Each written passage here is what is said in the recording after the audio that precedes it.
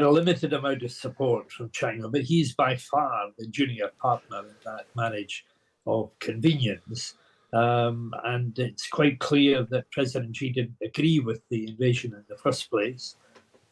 President Xi has never recognized the annexation of Crimea. Not a lot of people know that, but it's a fact of life at the present moment, and yet another miscalculation that Vladimir Putin made. Russia advances in the Ukraine region of Kharkiv caused the President Zelensky to cancel foreign trips for the foreseeable future.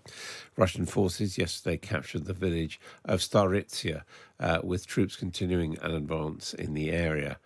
So what next? And is the current level of Western support sufficient to keep President Putin from his objectives? George Robertson was the 10th Secretary General of NATO. He is currently a Labour peer, and he joins us this morning. Good morning to you, Lord Robertson.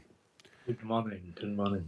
What is your assessment of the situation in Ukraine, where we're told Russia has taken more territory in the past week or so than it had in the previous 18 months?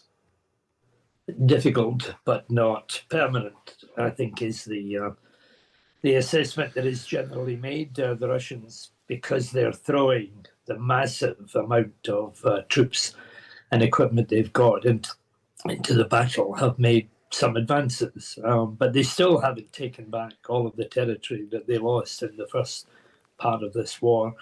And now that Ukraine is getting the equipment and the ammunition that has been so delayed by the American Congress, then they should be able, I would have thought, to push back the Russians again. Do you think this is really the fault of that break in supplies with effectively the Ukraine forces running out of ammunition on many fronts? There's no doubt that the Ukrainian forces have not received the ammunition and the equipment that they needed at the time that they needed it, and that's pretty dreadful, given the fact that it was internal disputes in America that made the delay. But they're now getting the forces. They're getting it from the UK. They're getting it from Europe, and they're now getting it from the United States. So I would expect that the Ukrainians will be able to push back quite a bit of the territory that they are losing at the present moment.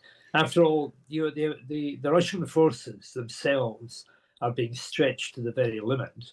Vladimir Putin can't call on extra troops because the population wouldn't stand for that. And although he's clearly building a war economy and spending huge amounts of money in a country that can't really afford it, the reality is that he's not even taken back all of the territory that the Parliament of Russia claimed for them. He seems to calculate, though, that he has more of a will supporting his forces than the West has supporting Ukraine. Is that fair? No, it's another miscalculation that he's made.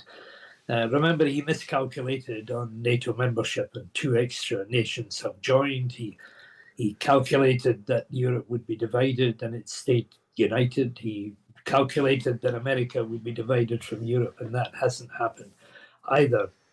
And he calculated that they were going to take the whole of Ukraine in 3 days, and that was a huge miscalculation. So I don't think that we should regard this man as being a strategic genius at all. He's going to be pushed back by people whose resolution he also misunderstood and underestimated as well. But what we've got to do now is to build a political strategy around the military strategy.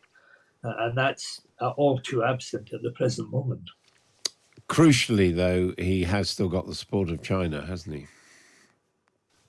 He's got a limited amount of support from China, but he's by far the junior partner in that marriage of convenience. And it's quite clear that President Xi didn't agree with the invasion in the first place. President Xi has never recognized the annexation of Crimea. Not a lot of people know that, but it's a fact of life at the present moment, and yet another miscalculation that Vladimir Putin made. But I think what we've got to do now is to build a political strategy for making sure that we change the mind of the one man who ordered this invasion, ordered this calamity, And I don't think we're doing nearly enough on that front about how to get into his mind and persuade him, as the Soviet Union was persuaded in 1989 to leave Afghanistan, that there is nothing in it for the Russian people, nothing in it for the Russian economy, and they've got to pull back.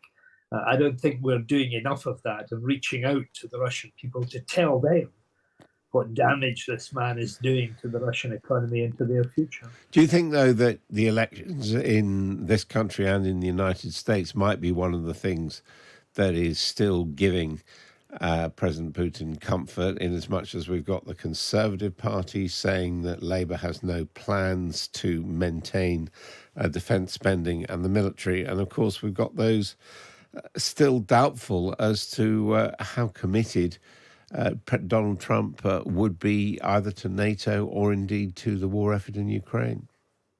Well, we shouldn't for a moment forget that the Kremlin is watching every division in our country and in the West in general, and exploiting all of these divisions when they can do so. And that's what they will continue to do, and do even more if he prevails in Ukraine. But I think there was a great wasted opportunity last Monday when Rishi Sunak outlined the dangers that we face in the world tomorrow, especially, and the problems and the crises that we will have to face in the future, and then went on to make some partisan points about Keir Starmer.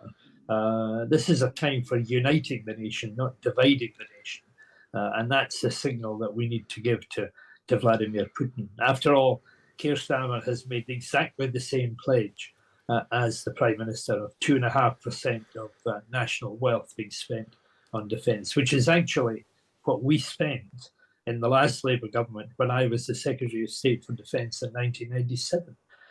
We spent 2.5% of GNP at that time. So, we shouldn't really be dividing our country. It's a united country against the pretty terrible authoritarian dictator in Russia. Yet there are members of the shadow cabinet who would be in the cabinet, presumably, and also Labour MPs who have opposed Britain's membership of NATO, who have opposed Britain having an independent nuclear deterrent. A majority of Labour MPs voted in favour of Britain's independent nuclear deterrent when the last vote was held. Of course, there are a tiny minority of people in all political parties who have different views about defence, but the vast majority of Labour MPs, and indeed of Conservative MPs, are in favour of Britain having a robust defence at this time. And I think anybody who criticises that or who nitpicks about individuals who happen to be on the fringes of politics is actually doing the Kremlin's dirty work for them. Finally, a big NATO summit, 75th anniversary in Washington this summer. Must that summit conclude with an invitation to Ukraine to become an applicant to NATO? I think that Ukrainian membership of NATO is the wrong subject for this summit meeting. That's something that will be dealt with later on when this conflict is over. What we need at the summit meeting, celebrating 75 years of the most successful defence alliance the world has ever seen, is focusing on how we can give the resources to allow the brave, tenacious people of Ukraine defeat Vladimir Putin and take back the territory that has been stolen from them.